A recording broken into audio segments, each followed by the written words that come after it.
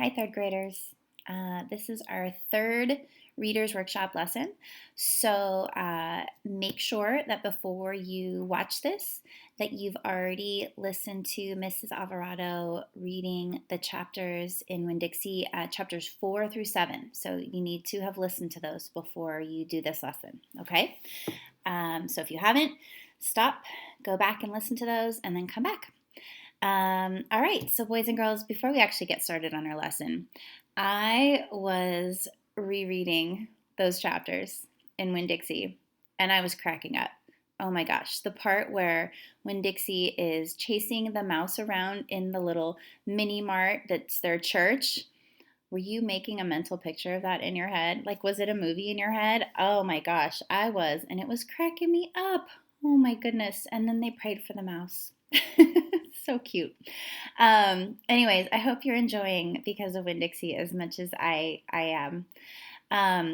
So today what I want to talk about is I want to talk about kind of growing our idea of Opal as a character and really thinking about what she's doing and saying and trying to come up with a theory of really what kind of a character she is based on some patterns that we're noticing.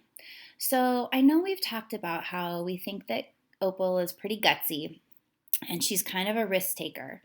But the one idea that I have that kind of is standing out to me is the idea that Opal is really big hearted, that she's really caring and kind.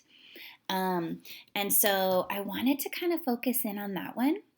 And what good readers do is when they kind of come up with an idea about a character, sometimes they go back in the parts of the story that they've already read and in their jots and try to think about, like, what are some patterns that I notice? What are some things that I see this character doing that really shows that they are that idea that you have? So in this case, what are the things that Opal's doing that shows that she's big-hearted? So I'm going to go back into my book and I'm going to look for parts in the story that show that she's really big-hearted.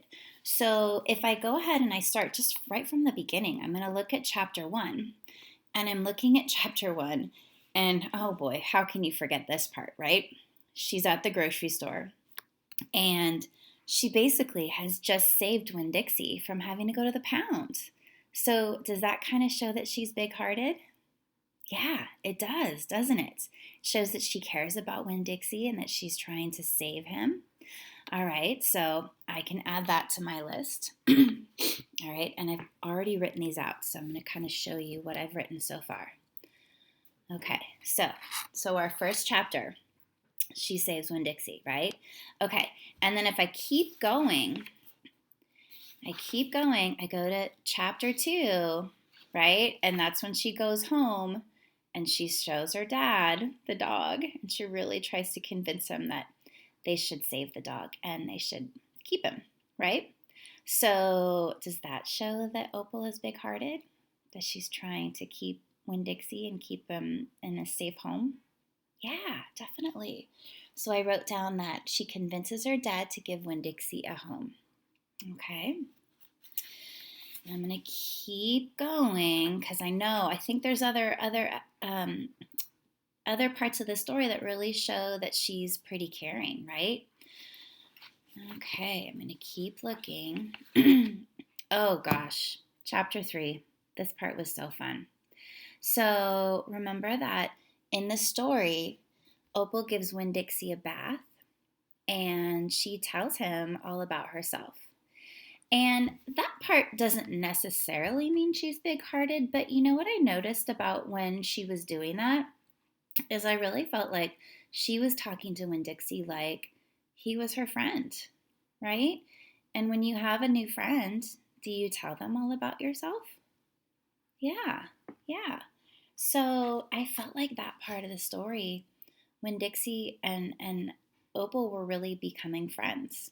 And so I felt like that showed that she was pretty big-hearted, right? Okay, so I'm going to keep looking through my book. Oh gosh. Oh yeah. Remember when they went to church, which we kind of just talked about, right? And Do you remember when Opal basically realized that she had to take Winn-Dixie everywhere she went? Because what would Winn-Dixie do every time she was left or he was left at home? Right? He would howl, he would bark, people would get mad. So she realized she has to take Winn-Dixie everywhere, even to church. So remember this part when she took Winn-Dixie to church. And remember also they tried to just have her outside or have him outside, right? But then they realized, oh gosh, we got to bring Winn-Dixie inside because he's barking and howling, right? So this shows me a lot of evidence about how Opal has been really big-hearted, especially with Winn-Dixie. But then I'm wondering if Opal does this with other people, not just with Winn-Dixie. And as I keep going along in my book, I'm thinking that, you know what? We have been introduced to a new character, haven't we? And we meet Miss Franny. And in that chapter about Miss Franny, remember that Opal realizes when Miss Franny tells her that she's pretty lonely. So Miss Franny says that, most of her friends are already dead because she's so old. And what does Opal do? Remember what Opal does? She offers to be friends with Miss Franny, doesn't she? She realizes how lonely she is. Does that show that Opal's big-hearted? Yeah. And I think that's such a cool time in the story too, because, a lot of times people just want to be friends with people that are their own age. Well, Miss Franny's a lot older than Opal, right? But does that stop Opal from being her friend? No. I think Opal realizes that she could be friends with anyone, right? And remember also that we've learned a little bit about Opal in that she just moved to this town and she really doesn't have any friends yet. So she's probably feeling pretty lonely, isn't she? So in order to kind of fill that loneliness, who does she have so far? Well, she's met Winn-Dixie, and now it seems like she has a new friend in Miss Franny, right? So, good readers try to figure out patterns in the stories that they read, okay? And so in this story, we've realized that Opal is pretty big-hearted, right? There's all this evidence of her doing things and saying things that show that she's really big-hearted, okay? And so what good readers want to do then is they want to try to come up with a theory. And a theory is an idea about your character and about what type of a person that character is. So I think that we could come up with a theory about Opal and what kind of a person she is. Could we say, okay, so we know that she's big-hearted. Could we also, I'll do this so you don't have to, there we go. Okay. So let's think. Could we say, I have an idea. Could we say that Opal is the type of person who opens her heart to everyone? So Opal is the kind of person who opens her heart to everyone.